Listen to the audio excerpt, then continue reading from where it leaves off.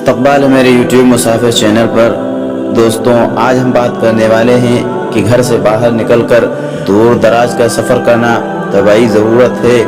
اس لیے آج ہم بات کریں گے کہ عورتوں کو کس طرح سے باہر سفر کے لیے نکلنا چاہیے۔ تو آئیے ویڈیو شروع کرتے ہیں۔ دین اسلام میں عورت کے لیے تنہا سفر کرنا یا غیر محرم کے ساتھ سفر کرنا جائز نہیں، حتیٰ کہ امام اعظم رحمۃ اللہ علیہ کے نزدیک فرض حج کا سفر کرنا بھی جائز نہیں۔ عورت خواہ جوان ہو یا بوڑھی، دونوں کے لیے یہی حکم ہے۔ حماد رحمۃ اللہ علیہ نے کہا کہ عورت کے لیے کوئی کراہت نہیں ہے کہ وہ غیر محرم کے نیک و صالح لوگوں کے ساتھ سفر کرے۔ یہی قول امام مالک رحمۃ اللہ علیہ کا ہے۔ امام شافعی رحمۃ اللہ علیہ کا قول ہے کہ پرہیزگار عورتوں کے ساتھ سفر کرے، اور امام مالک رحمۃ اللہ علیہ و امام شافعی رحمۃ اللہ علیہ کا ایک قول یہ بھی ہے کہ اگر عورت اپنے نفس کو پرامن سمجھتی ہے تو اکیلی نکلے۔ فقہائے احناف کے نزدیک اگر عورت نے بغیر محرم کے حج کیا تو اس کا حج بلا اتفاق جائز ہوگا، مگر وہ بغیر محرم کے حج کی طرف نکلنے کی وجہ سے گناہ گار ہوگی۔ محرم کو بھی اس وقت سفر میں ساتھ جانا جائز ہے جبکہ اس کو اپنے آپ پر شہوت و فتنہ کا اندیشہ نہ ہو۔ محرم کے بغیر سفر کی مسافت اگر ایک دن کی مسافت سے کم ہو تو عورت کے لیے سفر کرنا مباح ہے۔ حدیث پاک میں آیا ہے، مومن عورت کے لیے یہ جائز نہیں ہے کہ وہ بغیر محرم کے ایک دن اور ایک رات کی مسافت میں تنہا سفر کرے۔ محرم وہ شخص ہوتا ہے جس سے کبھی بھی نکاح جائز نہ ہو، جیسے باپ، بھائی، بیٹا وغیرہ۔ یہ بات ویسے بھی سمجھ میں آتی ہے کہ عورت تنہا سفر میں نکلے تو اس کی جان، مال، آبرو تینوں چیزیں خطرے میں ہوتی ہیں۔ اگر بالفرض اس کو کسی وجہ سے غشی کا دورہ پڑ جائے تو پھر یا تو اس کی جان خطرے میں ہوگی یا پھر کوئی غیر محرم مرد اس کی خبر گیری کرے گا۔ ایسے میں اس کی آبرو لٹنے کا قوی امکان ہے۔ عورت ناقص العقل ہوتی ہے، باہر کی دنیا کو نہیں جانتی، لہذا کوئی غیر محرم شخص اس کو بہلا پھسلا کر دھوکہ دے کر اس کی عزت لوٹ سکتا ہے، مال لے کر اسے قتل کر سکتا ہے۔ عورت بدنی اعتبار سے مرد کی نسبت کمزور بھی ہوتی ہے، لہذا یہ بھی امکان ہے کہ کوئی شخص تنہائی کا فائدہ اٹھاتے ہوئے اس سے زنا بالجبر کا مرتکب ہو جائے یا اسے اغوا کر کے لے جائے۔ اگر محرم مرد ساتھ ہوگا تو ہر چیز محفوظ ہوگی۔ حدیث پاک میں آیا ہے، کوئی عورت بغیر محرم کے سفر نہ کرے۔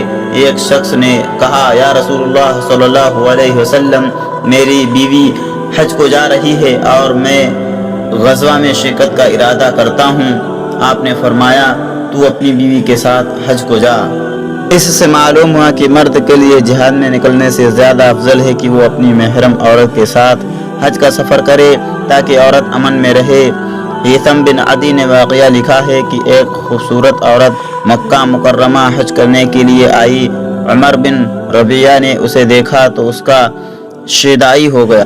عمر بن ربیعہ نے بات چیت کرنا چاہی مگر اس عورت نے اس کی بات انسنی کر دی اور کوئی جواب نہ دیا۔ دوسرے دن جب عمر بن ربیعہ پھر اس کے سامنے ہوا تو عورت نے کہا، یہاں سے دفع ہو جاؤ، تم اللہ کے حرم میں ہو اور حرمت والے ایام میں ہو۔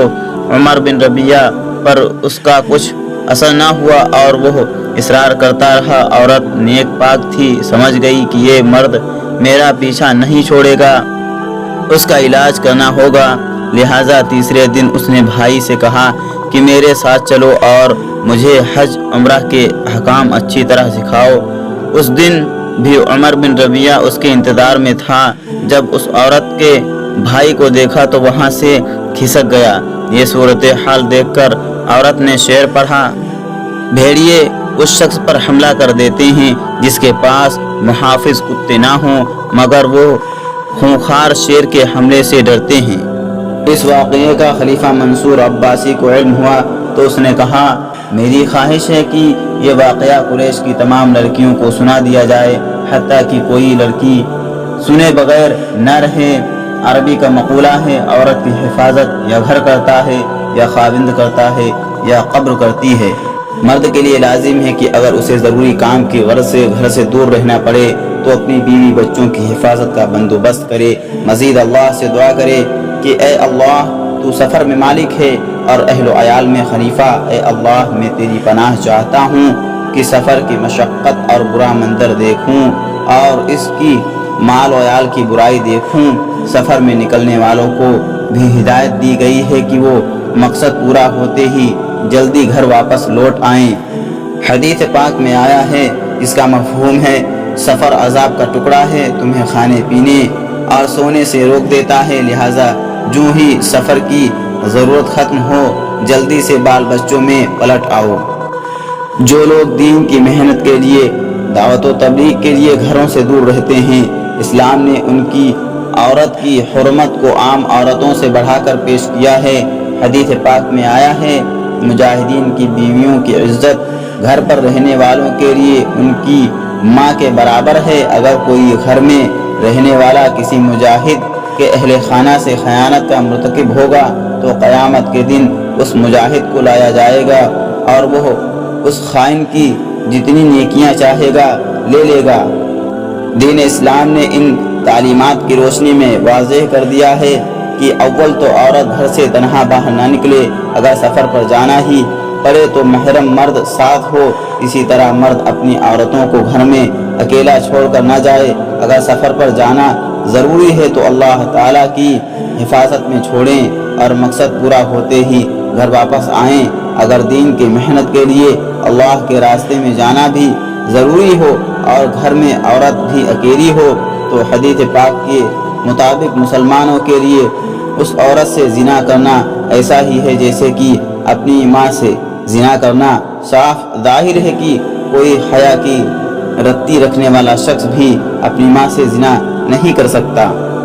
دوستوں، اس سے معلوم ہوا کہ عورتوں کو کس طرح سے سفر کرنا چاہیے۔